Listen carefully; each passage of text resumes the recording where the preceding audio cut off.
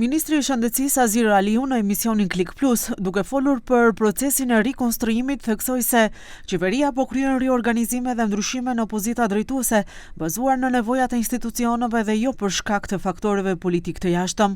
Ai bëri të ditur se partnerët e koalicionit kanë nisur diskutime për performancën e ministrave dhe ndarjen e resoreve, por pas zbuluar detaje konkrete. Tani tek partneri shqiptar në qeveri, veç e dini që nga fillimi ne hym me rezultate që dy pozicione do duhet të riformatohen, kështu që nuk ndodhen me dy partit tjera, pasi që ne në start kemi një pozitë e cila nuk kemi tani ma zëvendës kryeministër. Po, e keni fjallën për dikasterin Arben Fetaut dhe Fatmir Limani. Dhe ministriat e cila do duhet përsëri të riformatohet. Pra, ky është starti jonë si vlen, edhe çdo herë nisemi nga nevojat imediate të cilët do duhet të gjenden emra për të menaxhuar me këto procese. Pavarësisht se ju lakua emri se pas rikonstruimit të qeverisë do të udhëheq me dikaster tjetër, Azir Aliu la të kuptohet se ai do të vazhdojë të jetë ministër i shëndetësisë, pasi siç tha, në çdo dikaster ku ka rezultate,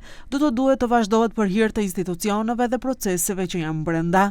Pozitë e cila do duhet të jemi pak më neutral dhe të alem politikave dhe institucioneve që të vendosin si më tej.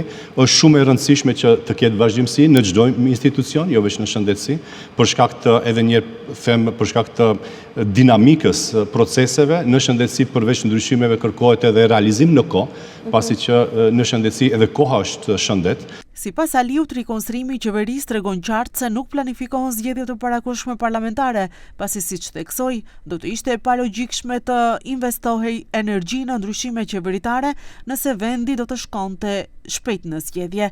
Theksoi se partnerët e koalicionit në 2 vitet e ardhshme e deri në zgjedhje të rregullta duhet të përqendrohen për të përfunduar proceset e hapura dhe për të adresuar sfidat ekonomike dhe kërkesat e qytetarëve. Sipas tij, zgjedhjet e parakohshme do të kufizonin ndjeshëm punën e qeverisë për shkak të periudhës së qeverisë teknike dhe aktiviteteve parazgjedhore.